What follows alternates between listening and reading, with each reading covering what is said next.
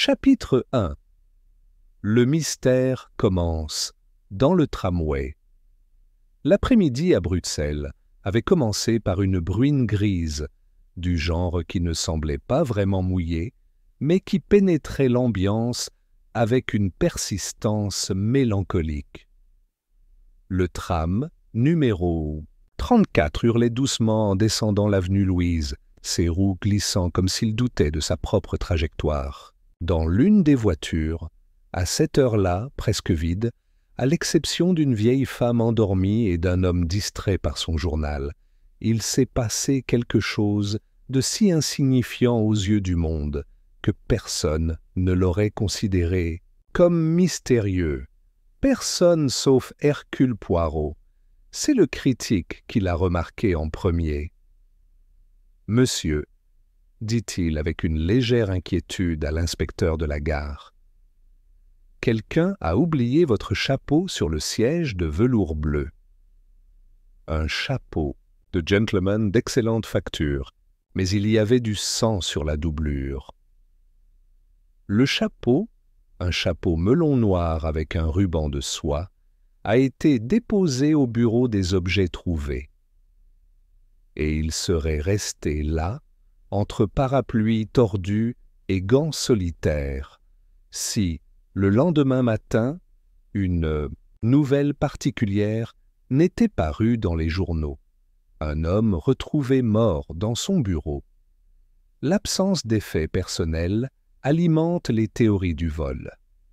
La victime était le célèbre médecin Armand Vervliet, psychologue réputé dans la haute société bruxelloise. Son corps a été retrouvé dans son bureau du boulevard Charlemagne. Aucun signe de lutte, pas de portefeuille, pas de chapeau. Et à ce moment-là, quelqu'un s'est souvenu du chapeau.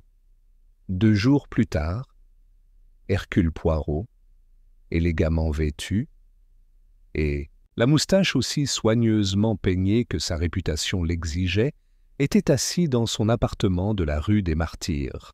Devant lui, le commissaire Georges Dupin feuilletait un rapport de police avec une expression ahurie. Il n'y a aucune trace de violence, Poirot. Pas de blessure visible.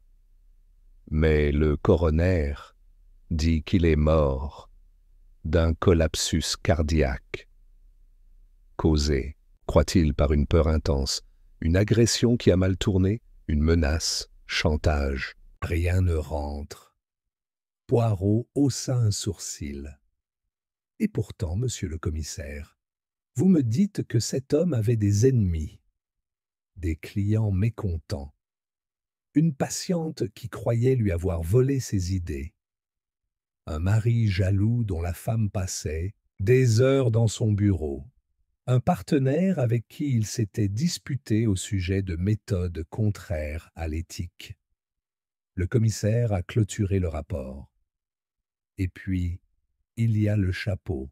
Ah, chapeau! Poirot se pencha en avant avec plaisir. Puis-je le voir? Le chapeau a été apporté dans une simple boîte. Poirot le prit délicatement, le tournant comme s'il s'agissait d'une relique. Ses doigts parcoururent la doublure, où une tache brune délavée était encore visible. « Il ne s'agit pas de sang neuf », a-t-il déclaré avec conviction. « Cette tache date d'au moins 48 heures. Et regardez, » il fit une pause. « Ici, une étiquette cousue, G.H., tailleur de monsieur, rue de la Paix. Connaissez-vous le magasin ?» demanda Dupin. « Bien sûr, » dit Poirot avec un sourire. « Ce sont des fabricants exigeants. Ils fonctionnent uniquement sur mesure. Ce chapeau n'a pas été acheté. Il a été commandé et personnalisé. Cela pourrait-il venir du docteur Vervliet ? » Poirot secoua lentement la tête. Non. Le docteur Vervliet était grand, mince, et ce chapeau, mon cher, est fait pour un homme aux épaules larges et à la tête légèrement plus large que d'habitude. Notez l'usure sur le bord intérieur, pas le style du médecin. Alors, à qui est-ce? Poirot se leva avec une énergie soudaine, ses chaussures brillant comme des miroirs alors qu'il traversait le tapis. Voilà, mon ami, la question. Mais je propose quelque chose de plus intéressant. Pourquoi un homme laisserait-il son chapeau dans un tramway? Et pourquoi y aurait-il du sang dessus si celui qui le porte n'était pas blessé?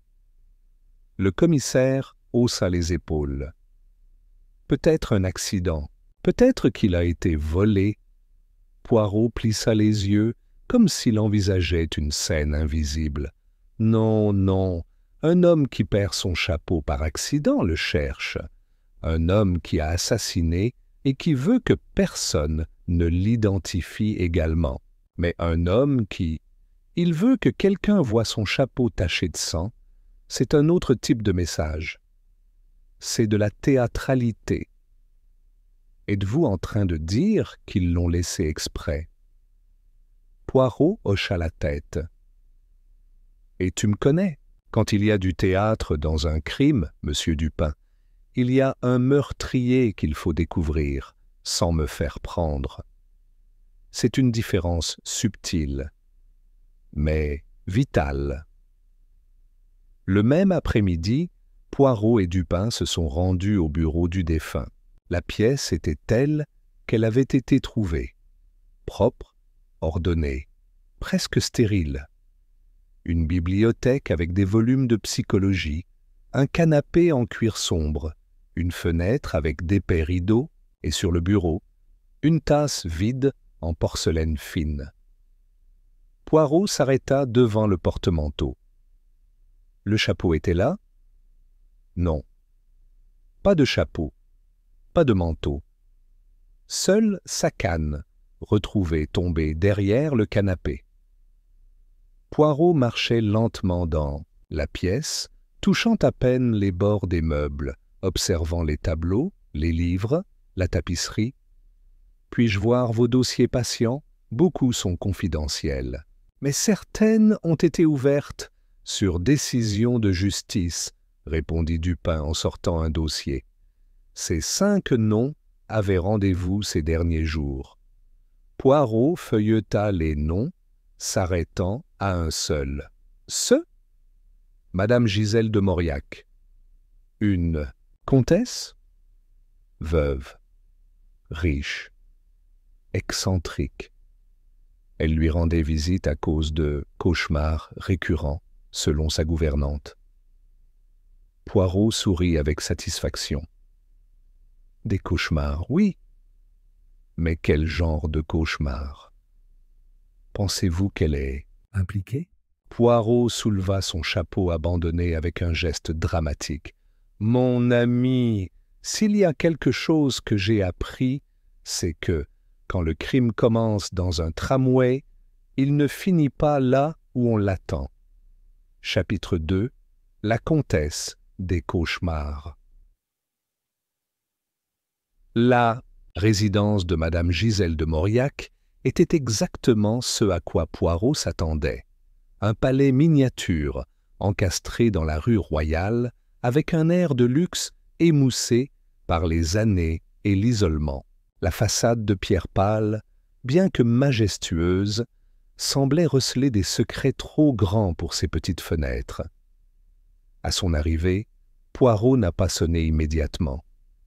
Il s'arrêta, regardant la clôture en fer forgé, serpentant de fleurs, de lierre fané. Puis, d'un bref geste, il sonna.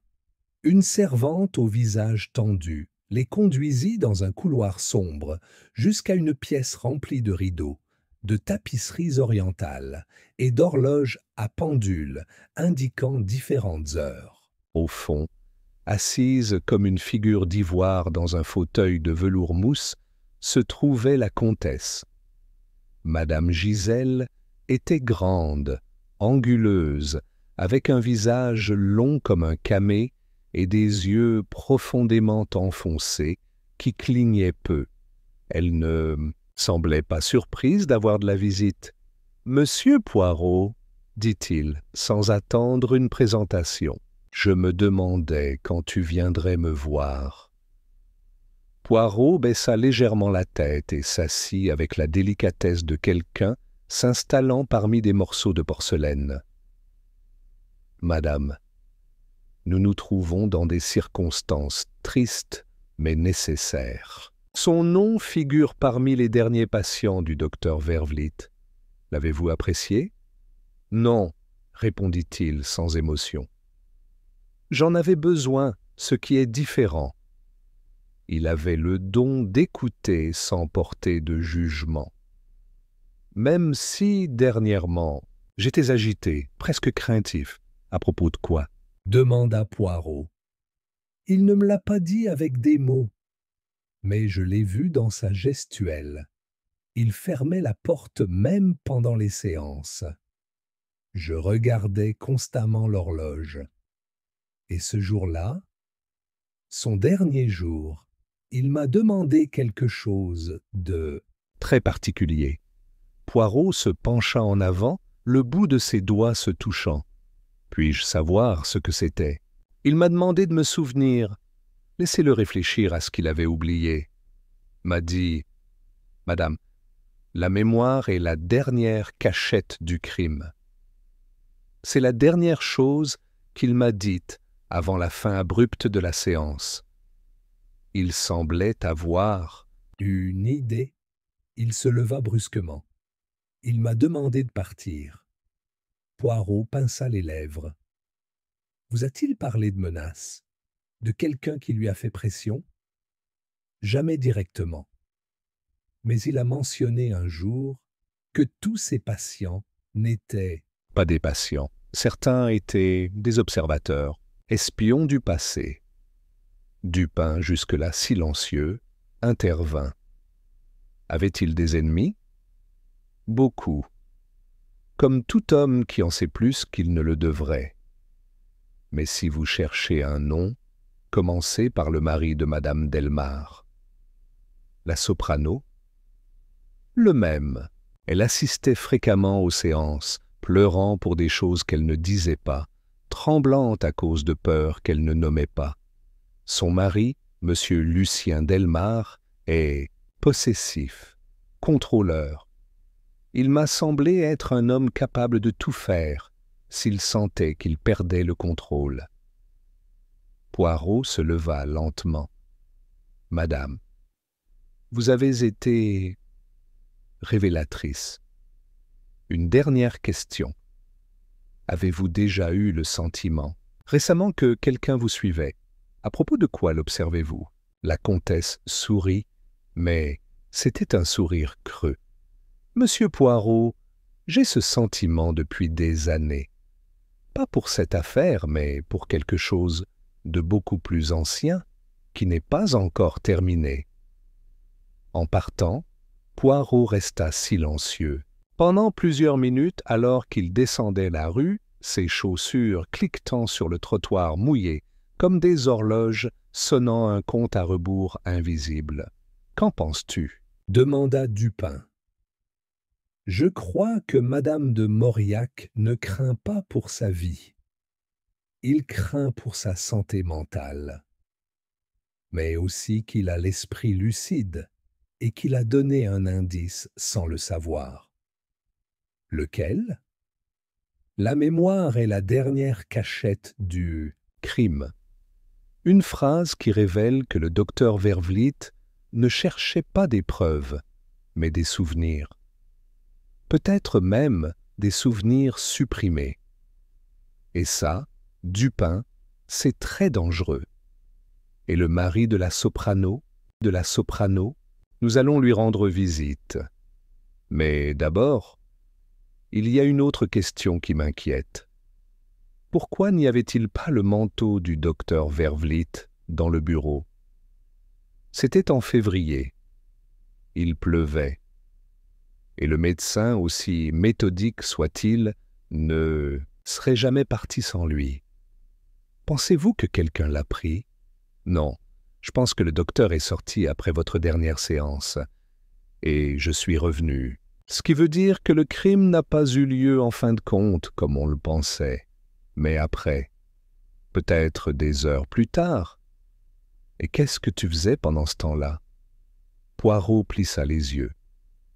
Peut-être chercher quelque chose, peut-être le cacher, peut-être, laissant un indice, comme le chapeau. Poirot ne répondit pas.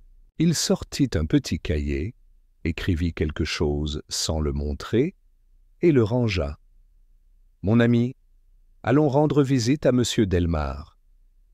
Et cette fois, nous poserons des questions auxquelles on ne peut répondre par le silence. » Chapitre 3. Les notes brisées de monsieur Delmar. La résidence de Lucien Delmar était située dans le quartier d'Ixelles, dans une rue où les façades se regardaient avec une méfiance bourgeoise. Une plaque de bronze à côté de la porte indiquait sa profession. Professeur de chant, accueil sur rendez-vous. Mais lorsque Poirot et Dupin sonnèrent la cloche ce matin-là, ils furent immédiatement accueillis. Lucien Delmar était un homme solidement bâti, au menton carré, qui semblait sculpté plus par la volonté que par la génétique. Il s'habillait comme un baryton à la retraite, gilet brodé, col amidonné et grandes mains qui parlaient silencieusement alors qu'il luttait pour garder son sang-froid. Une tragédie à propos du docteur Vervliet? Oui, bien sûr, une grande perte pour votre guilde, dit-il en versant du café avec des mouvements mécaniques. Mais je ne le connaissais pas bien. Je savais seulement que ma femme lui rendait visite. Poirot pencha légèrement la tête, sans toujours prendre la tasse. Cela ne vous a-t-il pas semblé étrange qu'elle passe autant d'heures avec lui? Delmar fit une pause avant de répondre. Ma femme est fragile. Il souffre de crises de nerfs. La musique la stabilise. Le médecin a dit qu'il parlait de souvenirs d'enfance, de terreurs nocturnes. Quel mari s'opposerait à ce que sa femme reçoive de l'aide? Aide ou libération? Demanda doucement Poirot. Monsieur Poirot, répondit Delmar avec plus de tension, je ne suis pas un homme jaloux et possessif, si c'est ce que vous essayez de laisser entendre. Mais je ne suis pas aveugle non plus. Il savait que Vervliet avait la réputation de trop s'immiscer dans la vie émotionnelle de ses patients. Dupin le regardait attentivement. « Vous êtes-vous déjà disputé avec lui? » Une fois, lors d'un récital. Il me semblait qu'il regardait trop ma femme. Je lui ai demandé de garder ses distances. C'était une conversation privée et civile. Poirot laissa sa tasse intacte. « Où étais-tu le jour de ta mort, Delmar ?» N'hésita pas. Dans mon atelier, enseignement tout l'après-midi. Mes élèves peuvent le corroborer. Poirot se leva et commença à regarder autour du bureau de ses yeux perçants. Dans un coin, un piano à queue. Ci-dessus, une partition avec notes corrigées au crayon. Au mur, des portraits de Delmar accompagnés de personnalités musicales. Et sur une table d'appoint, une boîte à partitions verrouillée. « Conservez-vous des enregistrements de vos cours ?» demanda Poirot. Delmar fronça les sourcils. « Non. Ici, c'est seulement pratiqué. Nous n'enregistrons rien. » « Quelle est la question ?» Poirot sourit. « Juste une curiosité. Parfois les sons en disent plus que les mots. Et les silences, encore plus. » Avant que Delmar ait pu répondre, une silhouette apparut à la porte du hall. C'était une femme d'une beauté éthérée et d'un regard insaisissable. Sa voix était à peine entendue. Lucien? Claire, dit-il en se tournant. Il est le détective qui enquête sur le docteur Vervely. Hercule Poirot. Elle s'approcha avec la prudence du nombre, mais ses yeux cherchèrent ceux de Poirot avec un désespoir réprimé. « Quelqu'un a-t-il déjà été arrêté ?»« Pas encore, madame, » répondit Poirot en baissant la tête. « Mais nous nous rapprochons. Puis-je vous poser une question ?» Elle hocha la tête, nerveuse. « Votre dernière séance avec le médecin était-elle différente ?» Claire Delmar hésita. « C'était étrange. » Il ne voulait pas parler. Il m'a demandé de me souvenir d'un rêve spécifique, celui que je croyais oublié. Il m'a regardé comme s'il savait quelque chose, comme s'il attendait que je dise un mot clé, mais je ne me souvenais pas d'elle. Poirot hocha lentement la tête. Et puis, il m'a demandé de partir, m'a dit « N'oubliez pas ce dont vous ne vous souvenez pas ». C'était tellement déroutant. Je me suis senti surveillé après ça, comme si elle n'était pas seule à la consultation. Lucien Delmar l'interrompit, agacé. « Claire, ce n'est pas pertinent. » Poirot le regarda. « Au contraire, monsieur Delmar, c'est très pertinent. La mémoire, comme le disait le médecin, peut être une arme. Un mot, un geste, un morceau de musique, tout peut déclencher quelque chose qui est resté enfoui. » Il y eut un silence gênant. Poirot ramassa sa canne avec élégance et se dirigea vers la porte. « Je vous remercie pour votre temps. Je suis sûr que nous nous reverrons. » De retour rue des Martyrs, Dupin marchait en silence aux côtés de Poirot, qui semblait méditer à chaque pas. « Tu penses que c'était lui ?» Delmar est jaloux, contrôlant et habile à cacher ses émotions, sous des couches de politesse, mais je ne pense pas qu'il est tué par jalousie. Donc, je pense qu'il y a quelque chose de plus profond. Mais symbolique, cette affaire ne concerne pas seulement un meurtre.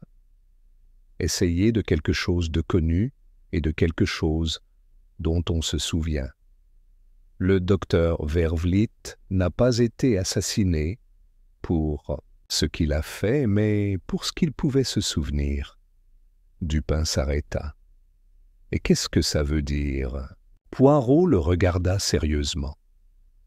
Que le meurtrier ne cherchait pas à faire taire le docteur. J'essayais de faire taire un souvenir. Chapitre 4. L'écho d'un non-dit.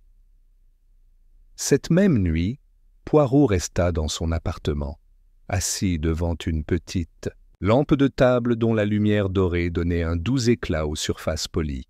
Il avait 3 objets sur la table, le chapeau abandonné, une feuille avec les horaires du tram 34 et une partition de musique. La partition avait été empruntée, sinon récupérée, à l'atelier de Lucien Delmar. Non sans avertissement, bien sûr. Poirot avait demandé à Dupin de le reprendre, au nom de la logique, comme il le disait. Le détective belge l'observait désormais comme si des mots invisibles pouvaient se cacher dans chaque battement. Une dissonance. Une pause inhabituelle. Poirot murmura « En musique comme dans le crime, il n'y a pas de notes inutiles. Chaque omission est intentionnelle. » Ils frappèrent à la porte. C'était Georges Dupin, les épaules mouillées par le ciel nocturne et une enveloppe à la main. « Les rapports sont arrivés de la maison du docteur Vervely, annonça-t-il. Et aussi quelque chose de curieux à propos du tramway. » Poirot l'invita à entrer et ensemble, ils ouvrirent les documents. Le premier était un inventaire des affaires trouvées dans le cabinet du médecin. Rien d'extraordinaire, si ce n'est un détail souligné par le contrôleur des lieux. Une petite boîte métallique, vide, sans serrure, cachée dans un double fond du bureau. Que contenait-il ? Demanda Dupin. Rien maintenant. Mais sa forme était celle d'une cassette ou d'une bande. Des enregistrements, peut-être ? Poirot approuva de la tête. Ou un message. Quelque chose que personne ne devrait jamais entendre. Quelque chose que le médecin a cependant essayé de protéger. Et le chapeau, continua Dupin. Un passager anonyme a rapporté l'avoir aperçu sur la banquette arrière quelques minutes avant l'arrêt du tramway place Flagey. Personne ne l'a revendiqué, mais 3 empreintes digitales ont été retrouvées sur le bord intérieur. Un seul correspond à Vervliet. Les 2 autres ne sont pas encore identifiés. Poirot hocha la tête, comme si la pièce du puzzle se mettait en place sans surprise. Encore 2 mains, 2 présences. Un peut-être d'arrêté, un autre pour être sûr qu'il soit vu. Et qu'est-ce qu'on fait maintenant ? Poirot se leva avec son sang-froid habituel et se dirigea vers la fenêtre. Les lumières de Bruxelles clignotaient comme des pensées indécises. Demain, dit-il, nous rendrons visite à Miss Émilie Carrel. Le journaliste ? Ouais. Une femme rusée. Elle était une patiente du médecin il y a des années et a publié un article dans Le Soir il y a 6 mois, Les psychologues qui manipulent la mémoire. Il y suggérait que certains thérapeutes utilisaient l'hypnose pour creuser là où la mémoire préférait ne pas aller. Le docteur Vervliet a été cité indirectement. Dupin fronça les sourcils. « Pensez-vous qu'elle lui en veut ?»« Non, » répondit Poirot en se détournant. « Je pense qu'elle sait quelque chose qu'il n'avait pas dit à l'époque, mais qu'il a peut-être maintenant une raison de révéler. » Le lendemain matin, Émilie Carrel les recevait dans son bureau, au milieu de cafés froids, de cendriers pleins et de piles de papier au titre à moitié écrit. C'était une jeune femme, à la voix assurée et au regard attentif, comme si chaque conversation était une interview. « Docteur Vervliet. Oui, je l'ai bien connu, dit-il sans détour. Il a été mon thérapeute pendant 1 an. Et c'est aussi la raison pour laquelle j'ai arrêté la thérapie. Parce que, demanda Poirot, parce que ça a commencé à aller trop loin. Au début, nous parlions de choses communes. Mais un jour, il a commencé à insister sur le fait que j'avais bloqué mes souvenirs. Il m'a parlé de régression, d'hypnose et d'une image, une gare. Elle a dit que je l'avais nommée dans mon sommeil. Mais je ne me souvenais pas de l'avoir fait. Dupin s'inclina. Quelle gare ? Je ne sais pas. Je disais juste que c'était important, que quelque chose s'est passé là-bas. Mais quand je lui ai demandé des preuves, des enregistrements, des notes, il ne m'a rien donné. Je l'ai quitté peu de temps après. Poirot réfléchit quelques secondes. Et pensez-vous que le médecin a utilisé cette technique avec d'autres patients ? Ouais. Et pas toujours avec leur accord. Il était obsédé par la mémoire refoulée. Il croyait que le traumatisme pouvait être effacé, comme une phrase mal orthographiée, ou que le crime pouvait être révélé de la même manière. Poirot se leva, reconnaissant.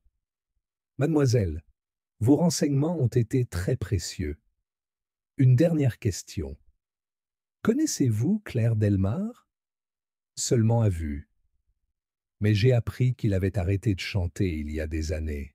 Après une dépression nerveuse, Le plus drôle, c'est que c'est arrivé après un voyage à... Émilie s'arrêta, à une gare, à la gare de Schaerbeek. Poirot resta très immobile. « Merci, mademoiselle. Vous en avez dit plus que vous ne l'imaginez. » De retour à son appartement, Poirot ouvrit un plan de Bruxelles et plaça une épingle sur la gare de Schaerbeek. Puis, il écrivit un nom à côté, Claire Delmaré. « Nous ne recherchons plus un meurtrier, murmura-t-il. Nous cherchons un souvenir. Chapitre 5. Le wagon qui n'est jamais arrivé. La gare de Schaerbeek n'avait pas l'air romantique des aérogares parisiennes, ni l'architecture imposante de la gare centrale.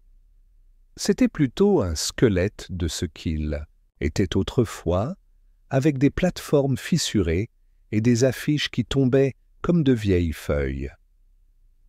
Les trains passaient toujours, bien sûr, mais il semblait que leurs rails portaient plus d'écho que les voyageurs. Poirot et Dupin descendirent du tramway juste avant midi. Le ciel était plombé et le vent charriait l'odeur métallique du chemin de fer. Un agent de sécurité en uniforme les a accueillis d'un geste bref, après avoir vérifié leurs informations d'identification. La gare de Schaerbeek? Il ne se passe pas grand-chose ici, messieurs. Depuis la fermeture de la ligne secondaire au nord, le quai 3 est à peine utilisé. Vous cherchez quelque chose en particulier? Nous recherchons quelque chose qui s'est passé, a déclaré Poirot. Peut-être il y a des années, peut-être hier. Quelque chose qui a laissé sa marque sans laisser de traces. Le gardien les a conduits jusqu'au bâtiment principal, dont la salle d'attente comportait encore des bancs en bois usés, une horloge arrêtée à 18h52 et un vieux distributeur de billets, désormais décoratif. Poirot examinait chaque recoin comme s'il flairait un crime dans la poussière. « Avez-vous un historique de passagers fréquents ?» demanda Dupin. « Très peu le sont, » répondit le gardien. « Mais oui, il y a des caméras aux entrées, bien que les fichiers ne soient sauvegardés que pendant 30 jours. » Parce que? Y a-t-il eu un incident? Poirot secoua calmement la tête. « Pas encore. Mais j'ai besoin de savoir si Madame Claire Delmar est venue ici récemment. Peut-être juste, une fois, peut-être sans raison apparente. Le gardien a promis de revoir les images et leur a montré un banc sur lequel attendre. Pendant ce temps, Poirot marchait le long du quai 3, s'arrêtant devant une vieille voiture garée hors ligne, ses portes fermées. « Cette voiture, » dit Poirot, « est-elle toujours utilisée? »« Non, monsieur, il est hors service depuis 5 ans. Personne n'y touche. Ils allaient le démonter, mais il est resté là par... oubli, je suppose. » Poirot posa la main sur le loquet rouillé. Il le tourna avec précaution. La porte s'ouvrit en grinçant. À l'intérieur, la voiture était un sarcophage de bois et de cuir, avec des sièges déchirés et un air vicié. La poussière tourbillonnait en colonnes paresseuses à chaque pas. Dans un coin, quelqu'un avait laissé une fleur séchée dans un vase en verre.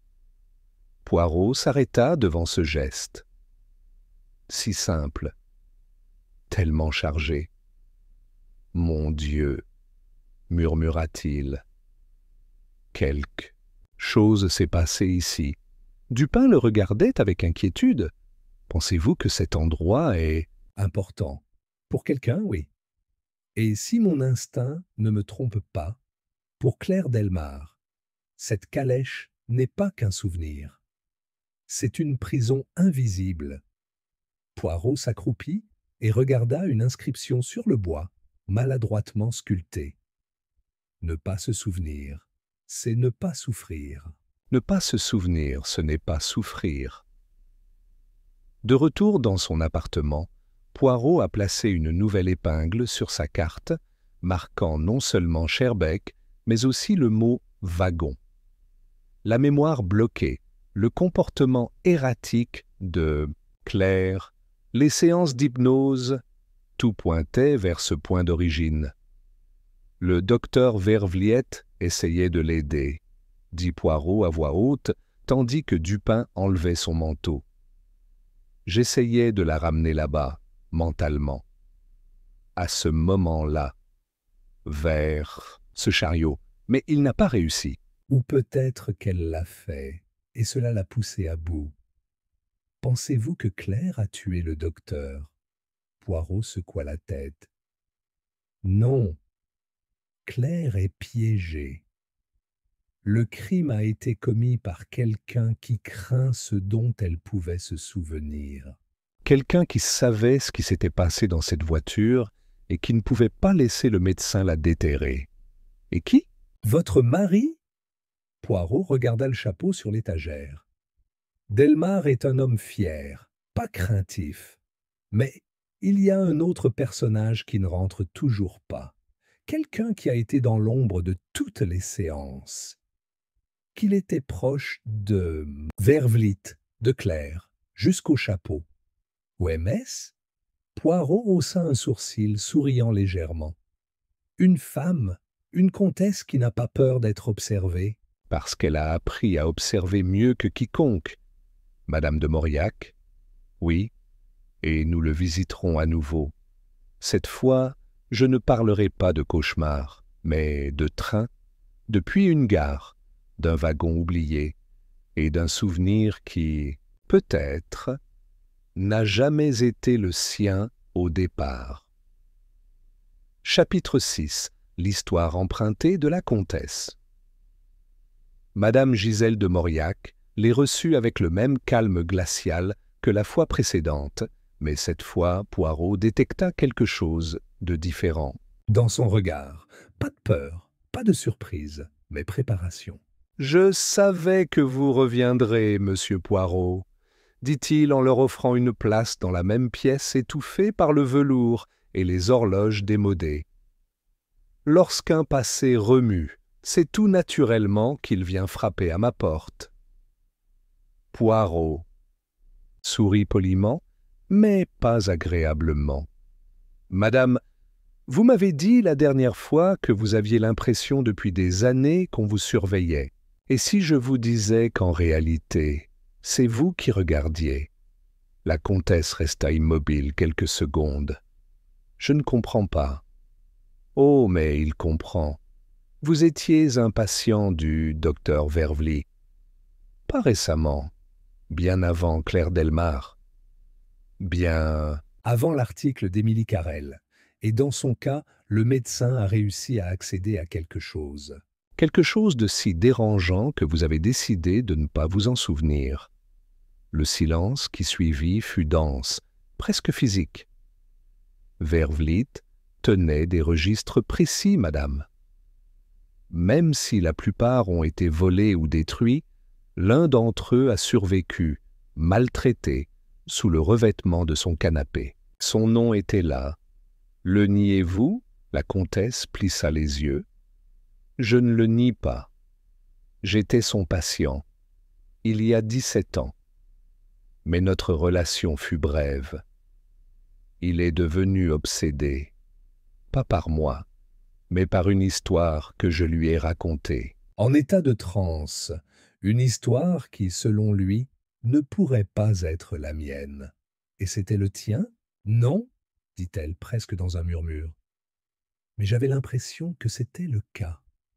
C'était l'histoire d'un train, d'un chariot, d'une fille. Il y a eu des cris, et un objet est tombé au sol. Un chapeau, je pense. Et puis, l'obscurité. Poirot échangea un bref regard avec Dupin. « Madame, pourquoi ne nous l'avez-vous pas dit avant ?»« Parce que j'ai oublié, » répondit-il avec une amertume glaciale. « Ou je me suis convaincu que je l'avais inventé. Jusqu'à ce que tu dises « Schaerbeek » puis tout est revenu, pas comme souvenir, mais comme écho. Poirot se pencha vers elle, sa voix plus douce désormais. « Cette histoire n'était pas la vôtre, madame. On l'a empruntée, implantée, transférée, peut-être par erreur, par Verviers lors d'une de ses expériences sur la mémoire profonde. Il a cherché à revivre un traumatisme refoulé et a fini par le contaminer. « Claire ?» demanda la comtesse, presque avec horreur. Poirot hocha la tête. Claire était une jeune femme en traitement à votre arrivée. Son traumatisme fut si intense, si viscéral, que Verviers essaya une procédure jamais documentée, l'évocation parallèle. Réunissez deux esprits dans des sessions qui se chevauchent pour libérer une mémoire partagée. Et que s'est-il passé? Que tu as absorbé une partie de la mémoire. Et Claire, elle l'a complètement effacée. Son esprit l'a résumé comme un mécanisme de défense. Mais maintenant, des années plus tard, le médecin essayait de le ramener, et quelqu'un d'autre craignait ce que cela impliquait. Dupin croisa les bras. Donc, le meurtre était une tentative de faire taire la mémoire elle-même, pas aux gens. « Exactement, » dit Poirot. « Mais nous ne savons toujours pas au MS s'il voulait le faire. » Madame de Mauriac se leva avec une lenteur étudiée. Il se dirigea vers une vitrine, en sortit une boîte en bois poli et la posa sur la table. « Il y a 3 semaines, a-t-il déclaré, quelqu'un a laissé ça dans ma boîte aux lettres, sans adresse de retour. À l'intérieur, une fleur séchée et une note qui disait « Certains trains ne devraient pas être montés à bord 2 fois. » Poirot ouvrit la boîte avec précaution. La fleur était identique à celle qu'il avait trouvée dans le chariot. « Abandonnée !» Un avertissement, dit-il. « Quelqu'un savait que vous vous en souveniez, ou que je pourrais le faire. L'as-tu montré au médecin? » « Ouais. 2 jours avant sa mort. Alors le cercle se referme. » Poirot se leva. Sa voix était ferme, mais pas élevée. Le meurtrier fait partie de ceux qui connaissaient ce souvenir, qui connaissaient l'expérience ratée, et qui ont compris que, tôt ou tard, la vérité éclaterait. Le chapeau dans le tramway était un avertissement, une menace symbolique lancée comme une signature. Mais il a commis une erreur, trop théâtrale, trop spécifique. Alors tu as une idée? Poirot prit son chapeau, le vrai, et le plaça précisément sur sa tête. J'ai quelque chose de mieux, madame. J'ai un rendez-vous avec un fantôme. Celui qui a laissé son ombre entre les rails et le silence. Et j'ai l'intention de le faire parler. Chapitre 7. Les traces de la mémoire partagée. Le lendemain se leva avec un vent sec et un ciel sans nuances, comme si la ville elle-même retenait son souffle. Poirot était prêt tôt, impeccablement habillé et avec une rose blanche à la boutonnière. Ce n'était pas de la vanité, c'était un symbole. Chaque détail avait un but. « Aujourd'hui, mon ami, dit-il à Dupin en ajustant ses gants, voyons si un souvenir peut parler, même si ceux qui l'ont vécu restent silencieux. » Ils se dirigèrent vers les archives centrales de la justice, un vieux bâtiment dont les sous-sols abritaient des dossiers dormants, des photographies sépia et des secrets trop anciens pour intéresser la police. Là, Poirot avait rendez-vous avec un archiviste bien connu, Monsieur Lenoir, un homme nerveux avec une voix comme du papier froissé. « Je recherche une affaire oubliée, monsieur, » lui dit Poirot. Quelque chose lié à un crime dans ou à proximité de la gare de Schaerbeek. peut-être entre les années 1917 et 1925. Inhabituel, peu documenté, quelque chose qui ne ressemble peut-être pas à un crime à première vue. Le noir le regarda en haussant un sourcil, mais obéit. Ils passèrent près d'une heure parmi des étagères et des cartons poussiéreux, jusqu'à ce que l'archiviste revienne avec un mince dossier et un visage sérieux. Un seul correspond. Cela n'a pas été qualifié de crime, mais il y a des éléments qui vont vous intéresser. Poirot feuilleta les journaux. Le bref rapport racontait une découverte anormale. Une fillette de 8 ans, Claire Beaulieu, aujourd'hui connue sous le nom de Claire Delmar, retrouvée seule dans un wagon abandonné à la gare de Schaerbeek. Aucune blessure visible. Sans compagnie. La jeune fille ne parlait pas. Il n'a pas répondu. Il restait immobile comme une statue vivante. Elle a été hospitalisée pendant 2 semaines, puis adoptée par une famille du Sud. L'enquête a été close, sans explication. Aucun témoin. C'était la même station, murmura Dupin, le même chariot. Et le nom? Beaulieu, changé après le mariage. Mais c'est elle. Claire, dit Poirot en fermant lentement le dossier. C'était le traumatisme initial. Et il l'a réprimé avec une telle force qu'il est devenu une autre personne. Et Vervliet essayait de le récupérer?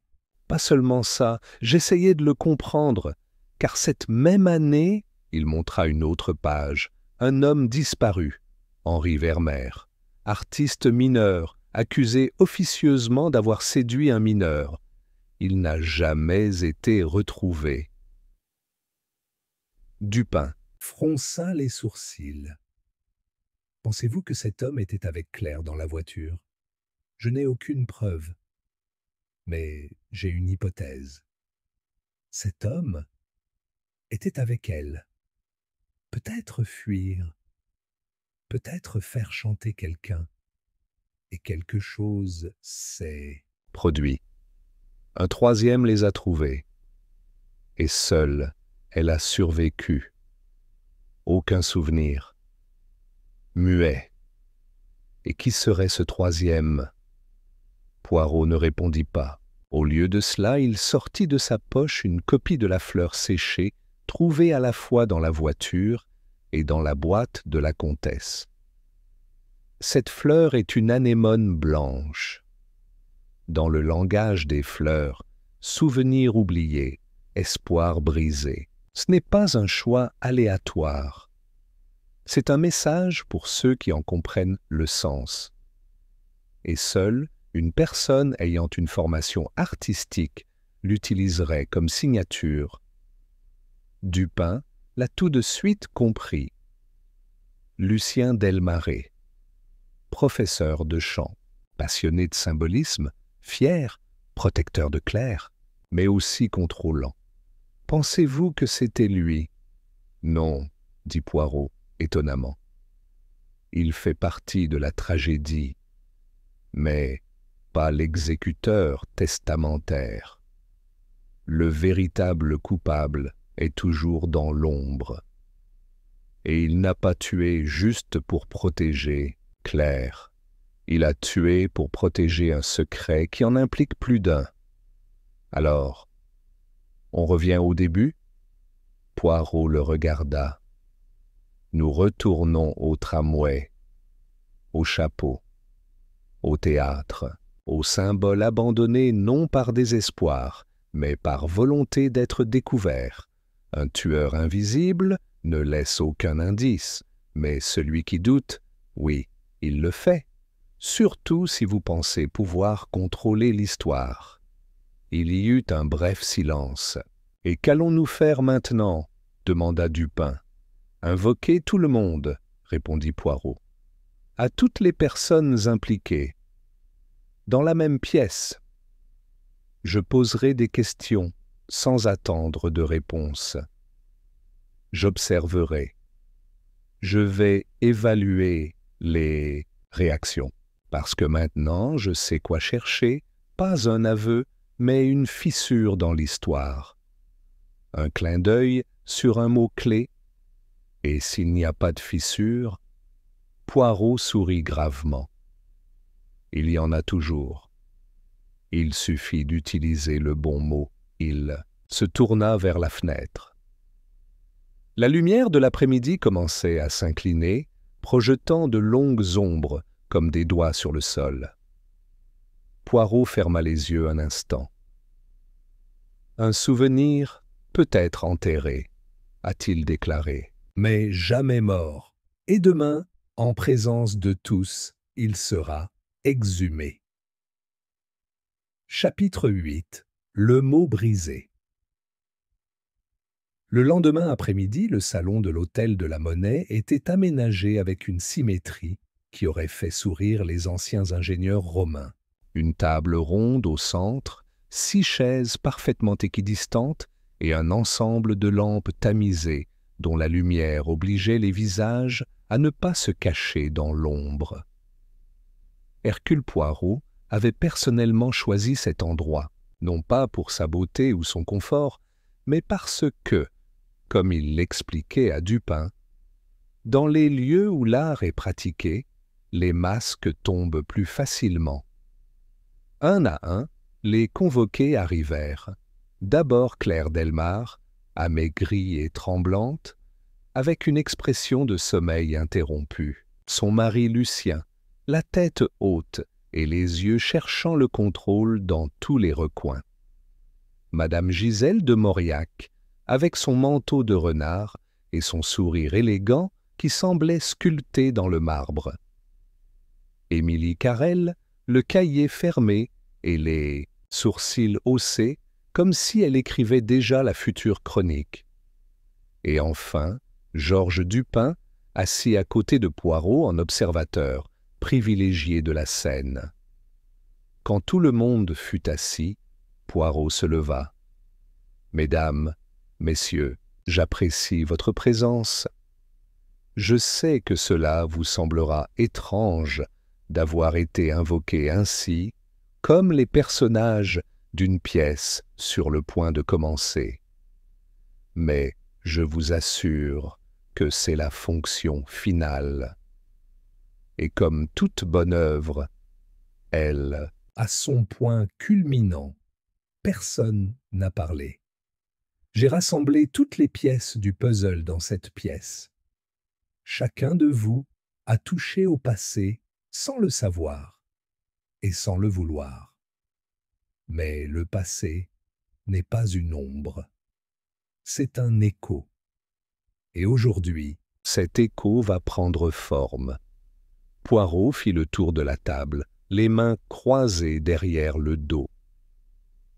Vous vous demandez peut-être ce qui les unit. Un médecin mort? Un chapeau oublié? Une fleur séchée?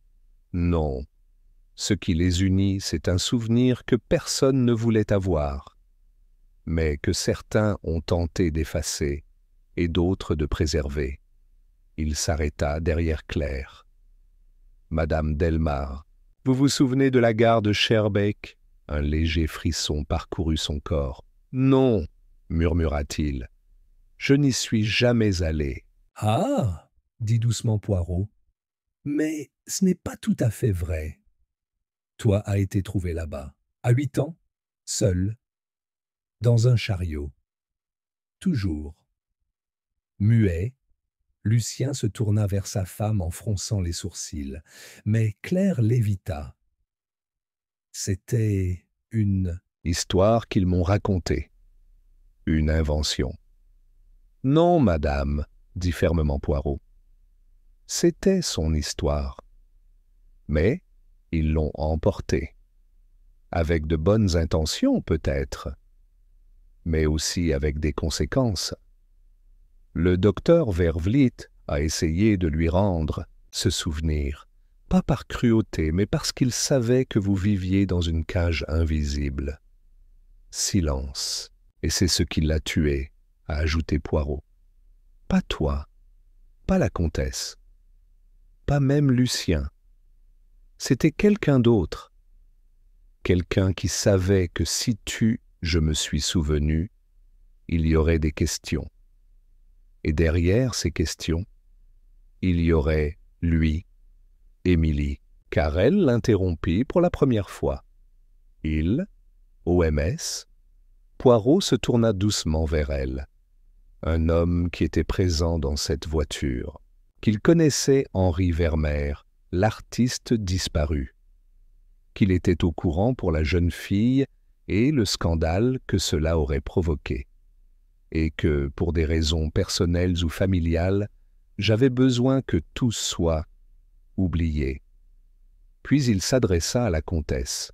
« Madame de Mauriac, votre père était le patron de Monsieur Vermeer ?» Un éclair de panique passa dans ses yeux. « Le premier. »« Oui, » admit-elle. « Il l'a soutenu financièrement. Il lui commande des portraits. Même... On disait même qu'il y avait une relation plus étroite qu'elle n'aurait dû l'être. Et quand il a disparu, a poursuivi Poirot, sa famille a acheté le silence. Claire a été adoptée. L'histoire a été enterrée. Mais vous en avez reçu une partie comme une cicatrice mentale, une histoire qu'il croyait être la sienne. Et ce n'était que par transfert. Madame Gisèle baissa les yeux. Mon père était un homme impitoyable. Je n'aurais pas enduré un scandale. Et j'étais juste une fille obéissante. Je n'ai jamais su ce qui s'était passé dans cette voiture. Mais quelqu'un le fait, a déclaré Poirot. Quelqu'un qui, voyant que le médecin essayait de découvrir la vérité, a décidé de garder le silence pour toujours. Il tourna alors son attention vers Lucien, attention vers Lucien. Monsieur Delmar, vous le saviez aussi. Pas tout, bien sûr. Mais j'étais méfiant. Vous avez vu la peur chez votre femme. Il a reconnu des symboles et il trouva les cassettes enregistrées par Vervliet. La fleur était sa signature, pas parce que j'étais coupable, mais parce que je voulais la protéger. Lucien serrait les poings, mais ne parlait pas. Poirot se retourna finalement et fit face à Dupin. Et pourtant, il y a quelqu'un d'autre. Quelqu'un qui avait accès à tout. Les rendez-vous chez le médecin, les enregistrements, le chapeau, même les dossiers de police. Quelqu'un qui, sous prétexte de rechercher la vérité, a tenté d'écrire sa propre version des événements. Il regarda directement Émilie Carrel. « Vous n'êtes pas venue que pour observer, mademoiselle. Vous êtes venue enterrer ce que vous ne pouviez pas publier. Parce qu'Henri Vermeer n'était pas seulement pour vous un sujet de recherche. Il était votre père. » Le journaliste le regarda, pâle. « Tu ne peux pas le prouver. Et je n'en ai pas besoin, » dit calmement Poirot, « parce que ton visage vient de s'en souvenir pour toi. » Chapitre 9. Les mensonges qui écrivent la vérité. Pendant un long moment, la pièce resta suspendue dans un silence fragile. Les paroles de Poirot semblaient avoir vidé l'air, comme si l'atmosphère elle-même refusait de continuer. Émilie Carrel ne bougeait pas. Son regard était fixé sur Poirot, ses lèvres légèrement entr'ouvertes. Il n'y a eu aucune indignation, seulement quelque chose de plus inquiétant, la reconnaissance. « Tu ne sais pas ce que tu dis, » murmura-t-il finalement. « Il n'a aucune preuve. » Poirot ne broncha pas. « Je le savais depuis que j'ai vu son expression lorsque j'ai mentionné Vermeer. Ce n'était pas celui d'un journaliste sceptique, mais celui de quelqu'un qui craignait que cette porte ne se rouvre. Vous avez recherché ce nom dans les archives avant nous, et il a découvert quelque chose qu'il voulait enterrer à nouveau. Et si c'était vrai, dit Émilie avec un soudain éclair de fureur. Et si cet homme, Vermeer, était mon père? Un lâche? Un agresseur? Pensez-vous que cela justifie quelque chose? Poirot s'approcha avec le calme d'une montre suisse. Non, mademoiselle, cela ne le justifie pas.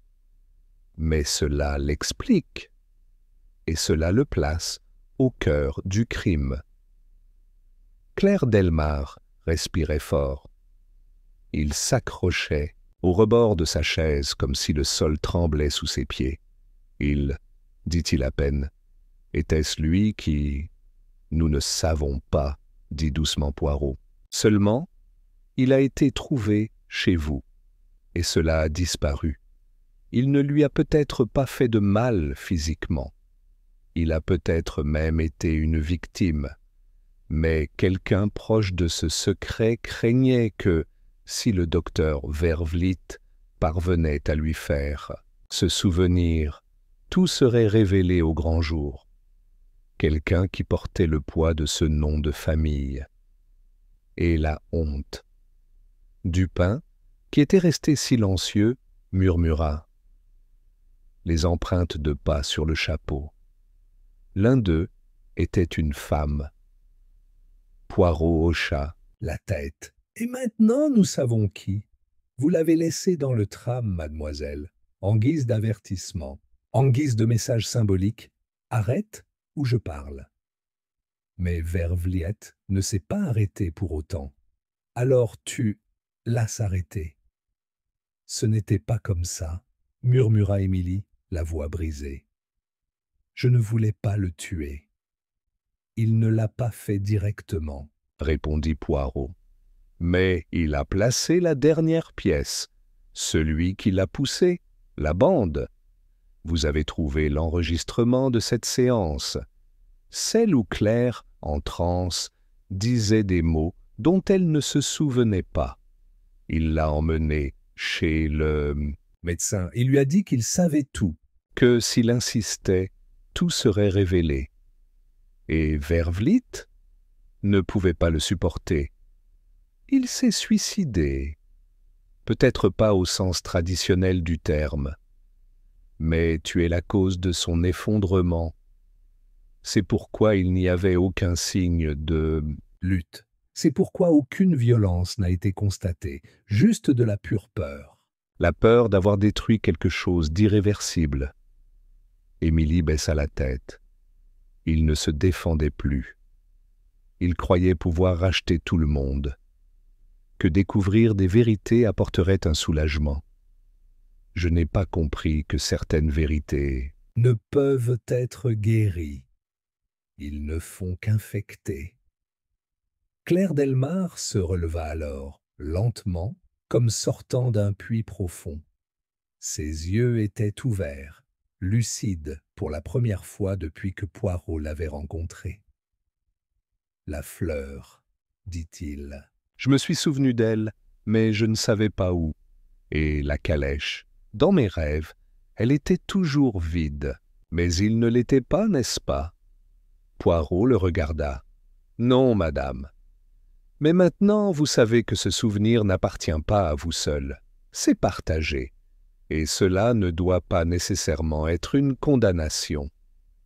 Juste un seuil. » Lucien lui prit la main.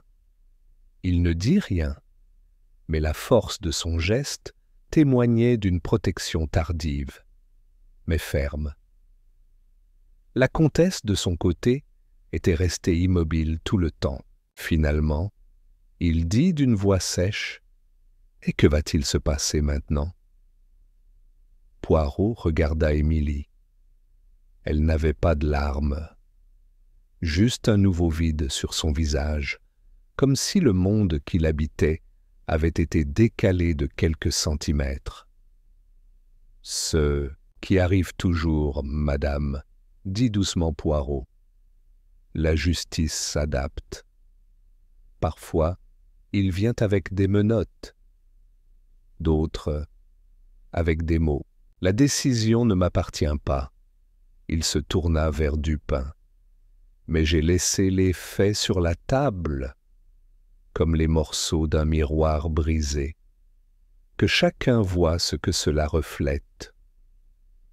Cette nuit-là, Poirot rentra à son appartement plus tard que d'habitude. Il était assis à côté de sa lampe, le chapeau déjà rangé, les gants sur la table et la fleur séchée entre les doigts. L'anémone blanche. Mémoire oubliée, espoir brisé. Il le tint un moment, puis, avec un soin extrême, le plaça dans un livre fermé. « Il y a des souvenirs, murmura-t-il, qui doivent dormir. Mais ne soyez jamais niais. » Chapitre 10. Écho dans la station vide. Le lendemain matin, la gare de Schaerbeek était encore plus calme que d'habitude. Le ciel était gris au-dessus des rails vides, comme un drap suspendu, et un corbeau solitaire se perchait sur le signal rouillé du quai 3, comme s'il attendait l'arrivée d'un train qui n'arriverait jamais. Hercule Poirot descendit du tramway, de son pas méthodique, impeccable comme toujours, mais avec un air de recueillement sur les épaules. À ses côtés, l'inspecteur Dupin, moins cérémonieux mais tout aussi attentif, consultait sa montre avec l'impatience de celui qui craint que le silence cache autre chose que le temps qui passe. « Pensez-vous qu'il reviendra ici ?» demanda Dupin alors qu'il traversait la salle vide. « Elle est de retour, mon ami, » répondit Poirot sans élever la voix. « Pas physiquement, mais le souvenir est revenu, et lorsque le souvenir franchit le seuil, celui qui le porte ne peut s'empêcher de le suivre. » Les pas les ramenèrent à la voiture abandonnée. Ce vieux chariot qui semblait flotter hors du temps, le même où une fille avait été retrouvée. Seul, celui-là même où une fleur avait été déposée en guise de message. Celui-là même où, peut-être, l'âme de plus d'une personne était encore détenue. Poirot monta le premier. Il ouvrit la porte avec précaution. À l'intérieur, l'obscurité était totale, à l'exception d'une étroite bande de lumière qui filtrait à travers une fissure brisée du plafond. La fleur séchée était toujours là, intacte, et sur le siège en velours sombre. Quelqu'un d'autre. Claire Delmar. Elle était assise dans un coin, enveloppée dans un manteau léger, les mains croisées sur les genoux et le regard fixé sur le parquet. « Je savais que tu viendrais, » dit-il sans se retourner. « Toi et le chariot. » Poirot s'approcha doucement. Il n'a pas essayé de l'interrompre. « Je ne sais pas pourquoi je suis venu, » a-t-elle poursuivi. « Mes pieds m'ont amené, comme si la fille que j'étais devait retourner chercher quelque chose qu'elle avait oublié. » Dupin se tenait près de la porte. Poirot s'assit en face d'elle. « Madame, ce que vous avez fait demande du courage. Le retour n'est pas une punition, c'est un choix. Et vous l'avez fait. » Claire leva les yeux. Il n'y avait pas de larmes. Il y avait une paix triste, mais réelle. « Je ne l'ai pas tué, » a-t-il déclaré. Mais j'étais sa raison. Le médecin pensait que m'aider était une rédemption pour ses erreurs passées. Mais je n'ai pas compris qu'il y a des souvenirs qui, lorsqu'on les touche, en deviennent d'autres. « Et maintenant ?» demanda Poirot. « Vous souvenez-vous de ce qui s'est passé ici ?» Elle hocha la tête. « Je me souviens avoir eu peur. Pas pour lui. Pour moi. Je me souviens d'une voix d'homme et un cri. Je me souviens d'une main, mais je ne sais pas qui. Et puis, silence, le plus absolu que j'ai jamais rencontré. Poirot s'inclina. Ce silence était son bouclier. Son esprit l'a soulevé pour la protéger.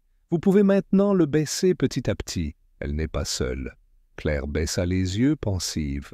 Émilie a dit que son père aurait pu être responsable. Je ne sais pas si je veux savoir. Comprendre, ce n'est pas approuver, a déclaré Poirot. Mais parfois, la connaissance est la seule chose qui nous sépare de la peur. Un long silence suivit. Claire se releva alors avec une expression déterminée. « Je veux y aller, dit-il. Mais je vais laisser quelque chose ici. » Il sortit de son manteau un mouchoir plié. À l'intérieur, une autre fleur. Pas sec. Ne se flétrit pas. Une anémone fraîche, blanc, pure. Il la plaça dans le verre à côté de la fleur séchée, comme si une partie restait là, mais transformée. C'est pour la fille que j'étais. L'autre peut rester. Poirot sourit à peine. Un geste digne d'un nouveau souvenir. Tandis que Claire descendait de voiture, Dupin la regarda partir avec un mélange de respect et d'étonnement. « Et Émilie ?» demandait. « Pensez-vous que le parquet fera quelque chose ?»« Je ne sais pas, » répondit Poirot. « Mais quoi qu'il en soit, la vérité a déjà fait son travail. » Ce n'est pas la vengeance qui compte, Dupin. C'est de la compréhension. Et elle a commencé à se comprendre. Une fois sur le quai, Poirot s'arrêta une dernière fois et regarda la voiture. « Le train qui n'est jamais parti, » murmura-t-il. Ou peut-être le train qui attendait le dernier passager. Et sur ce, il mit son chapeau, se retourna et descendit d'un pas ferme vers le nouveau jour qui les attendait. Chapitre 11. Une voix qui n'était pas la sienne. L'après-midi glissait sur Bruxelles comme un lourd rideau. Dans l'appartement de la rue des Martyrs, Poirot prenait sa tasse de chocolat chaud habituelle. Devant lui, une copie retranscrite des notes de séance du docteur Vervliet, récupérée par Dupin avec l'aide d'un expert judiciaire. Les pages étaient marquées de gribouillages, de mots soulignés, de répétitions de noms et de symboles. Mais il y avait une ligne en particulier que Poirot lisait pour la 5e fois, la Vos Cambio. « Noera la de Claire. Ma grave, ma rigida, dit Jo. Ne touchez pas à ce souvenir. Ce n'est pas pour vous. Ne touchez pas à ce souvenir, répéta Poirot à voix basse. Ce n'est pas pour toi. Dupin l'observait depuis l'autre chaise, les bras croisés, les yeux fatigués mais alertes. Pensez-vous que c'était une manifestation subconsciente, un blocus? Poirot secoua lentement la tête. Non, mon ami, c'était de l'ingérence. Cette voix était une intrusion, pas une défense. Quelqu'un d'autre a inséré cet avertissement dans l'espace libre de Claire. Et ce quelqu'un n'était pas le docteur Vervliet. Lui-même était dérangé. Il l'a écrit avec un point d'interrogation. Êtes-vous en train de suggérer qu'il y a eu une deuxième intervention mentale? Exactement. Pas une voix intérieure, mais une imposture. Ce que nous appelons en psychologie un implant narratif. Et une seule personne dans toute cette affaire avait la connaissance, l'accès et l'intérêt de protéger cette mémoire contre une révélation définitive. Dupin se redressa. Émilie Carrel? Non, corrigea Poirot, quelqu'un d'encore plus proche du noyau, qu'il a bénéficié du silence, mais qu'il n'aurait jamais eu recours à la violence directe. Quelqu'un qui s'est déguisé en victime, mais qui a orchestré les fils par derrière. La comtesse? Poirot hocha doucement la tête. Madame Gisèle de Mauriac. Son implication était facile à sous-estimer. Une femme distante, fragile, voire tragique, mais il y a quelque chose qu'on oublie, sa formation. Elle a étudié la suggestion, l'hypnose légère et la théorie de la mémoire avant de devenir mécène. Il connaissait les limites et comment les dépasser. Dupin ne semblait pas entièrement convaincu. Pourquoi devrais-je le faire? Pourquoi intervenir dans l'esprit de Claire? Poirot se leva et se dirigea vers la fenêtre, croisant les mains derrière le dos. Parce qu'il a protégé une histoire que sa famille considérait comme la leur. La chute d'Henri Vermeer n'était pas censée être une tragédie publique. Il ne devait y avoir aucun procès, pas une culpabilité héritée. Lorsque le docteur Vervliet a tenté d'accéder aux souvenirs refoulés de Claire, il a rencontré des interférences. Pas par hasard, mais parce que quelqu'un avait adressé les chemins de cette mémoire pour qu'il n'atteigne jamais le noyau. Et c'est pour ça que la voix a dit « ce n'est pas pour toi ». Exact. Gisèle a transformé un souvenir en labyrinthe. Non pas pour guérir Claire, mais pour préserver une image, celle de sa famille, sa lignée, son histoire. Et le chapeau? Émilie l'a placé. Mais l'idée n'était pas la sienne. Gisèle l'a inspiré. La fleur séchée, le message, tout avait un motif symbolique qu'elle comprenait. Une chorégraphie macabre écrite par deux auteurs, l'un manipulé et l'autre invisible. Dupin resta silencieux quelques secondes. « Et comment vas-tu le leur prouver ?»« Je ne le ferai pas, » répondit Poirot en se rasseyant. « Je n'ai pas besoin de le faire. Elle le saura. Vous le savez déjà, la culpabilité, mon cher, n'a pas toujours besoin d'être punie. Parfois, le miroir suffit. La même nuit, une lettre anonyme a été laissée sous la porte de l'appartement de Poirot. L'enveloppe était du papier blanc ordinaire.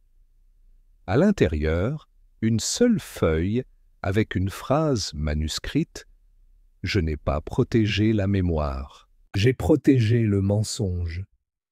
Et maintenant, le mensonge est la seule chose qui me reste. » Il n'y avait pas de signature. Mais Poirot n'en avait pas besoin. Il déposa le drap dans la cheminée sans dire un mot. Les flammes l'ont dévoré en quelques secondes. Certaines vérités arrivent tard, a-t-il déclaré. Mais ils arrivent. 3 jours plus tard, Claire Delmar inaugure une exposition de peinture muette dans une petite galerie du quartier du Sablon. Aucune des œuvres n'avait de titre. C'étaient tous des voitures vides, des anémones, des vitres embuées et des figures féminines sans visage. Il n'a pas parlé à la presse. Il a seulement écrit dans le catalogue « C'est le train de la mémoire ». Il n'a pas de destination, seulement des gares où s'arrête la peur. Poirot n'était pas présent, mais il a envoyé une fleur blanche, pas sec, pas coupée, vive, chapitre 12, la dernière station. 2 semaines se sont écoulées depuis l'exposition silencieuse. Le dossier du docteur Vervliet avait été déposé pour une cause ambiguë, décès par collapsus cardiaque dans des circonstances psychologiques extrêmes. Il n'y a eu aucune arrestation. Il n'y avait pas de gros titres, juste une succession d'ombres qui reculaient sans faire de bruit. Comme si le crime, au lieu d'être résolu, avait disparu avec le dernier train de nuit en provenance de Schaerbeek. Mais Hercule Poirot ne croyait pas aux disparitions spontanées. Chaque crime, disait-il souvent, même celui qui semble n'avoir aucun coupable, laisse des traces. Une petite trace de logique qui, au final, révèle toute la vérité. Il faut juste savoir regarder dans la direction opposée. Ce matin-là, Poirot fut invité à prendre le thé chez Claire Delmar. L'atmosphère était différente, plus claire, moins enfermée. Claire le reçut avec une sérénité retrouvée et Lucien, bien que toujours tendu, lui témoigna quelque chose qui s'apparentait à de la gratitude. « Je peins à nouveau », dit-elle en versant le thé. « Mais maintenant, sans crainte de me souvenir. »« Je suis content, madame, » dit Poirot. « L'art ne doit pas être un mur, ce doit être une fenêtre. » Claire baissa les yeux un instant. « J'ai fait des rêves. Plus du wagon, mais de lui. Par Henri Vermeer. Et il y a quelque chose qui m'inquiète. Dans mes souvenirs, il n'a jamais été cruel, pas avec moi. Il m'a parlé, il a pris soin de moi, il semblait effrayé. » Poirot hocha la tête. « C'est le dernier morceau, celui que personne ne voulait voir. » Lucien fronça les sourcils. « Qu'est-ce que ça veut dire ?» Poirot posa soigneusement la tasse sur la soucoupe. Vermeer n'était pas le coupable. Il en était le témoin. Peut-être même le protecteur. Lorsque Claire a été emmenée en calèche, ce n'était pas pour s'enfuir avec lui, mais pour la cacher aux autres. De quelqu'un de plus dangereux. Quelqu'un qui ne voulait pas qu'elle parle. Quelqu'un qui n'a jamais été nommé. Claire se figea. « OMS » Poirot soupira. « Nous ne le saurons jamais avec certitude. Le seul témoin est mort ou a disparu. » Et le seul souvenir qu'il connaissait avait été volontairement fragmenté. Lucien murmura. « Et la comtesse ? Elle a manipulé. Mais il n'a pas tué. Son crime était de protéger une fausse histoire. Il préférait perdre la vérité plutôt que d'affronter la chute de sa lignée, une forme de lâcheté enveloppée de soie. Claire hocha lentement la tête, puis il regarda par la fenêtre, vers le jardin. Il y avait maintenant une rangée d'anémones qui poussaient là, blancs, vivants. « Alors il n'y a pas de justice » a-t-il déclaré, non pas avec amertume, mais comme un fait reconnu. Poirot la regarda doucement. La justice ne prend pas toujours la forme d'une punition. Parfois, cela survient lorsque la mémoire cesse de faire mal. Quand vous pouvez dire « ceci est arrivé » et continuer à respirer. Vous y êtes arrivée, madame. Et ça, tout le monde n'y parvient pas. Elle lui sourit. Un nouveau sourire, net. « Merci, monsieur Poirot. » Il se leva, prit son chapeau et s'inclina poliment. Parfois, pour découvrir la vérité, il suffit de suivre le chapeau abandonné dans le tramway. Cette nuit-là, Poirot marchait seul le long de l'avenue Louise, parmi les lanternes dorées et les vitrines éteintes. La ville en était une autre sous l'obscurité. Plus intime, plus honnête. Il passa devant le café, où il avait l'habitude de rencontrer le commissaire Dupin, et, arrivé à l'intersection avec la rue de la Concorde, il s'arrêta. Un tramway passait lentement. Le chiffre 34. Sans réfléchir, Poirot monta. La voiture était presque vide. Un homme somnolait près de la fenêtre. Une femme lisait une lettre. Un enfant regardait son reflet dans le verre embué. Tout semblait banal, au quotidien. Poirot s'assit, remarqué, entendu, et puis il a souri. Parce qu'à ce moment-là, entre les cloches du tramway, le grincement des roues et la respiration calme des passagers, il savait que l'affaire était terminée. Non pas lorsque la vérité était révélée, mais quand la vérité n'avait plus besoin d'être cachée. Il ferma les yeux. Il s'autorisa, pour la première fois depuis des jours, à ne pas réfléchir. Le tramway continuait sa route, emportant le détective, la mémoire et le silence retrouvé que seules les affaires résolues vraiment dans l'âme peuvent laisser.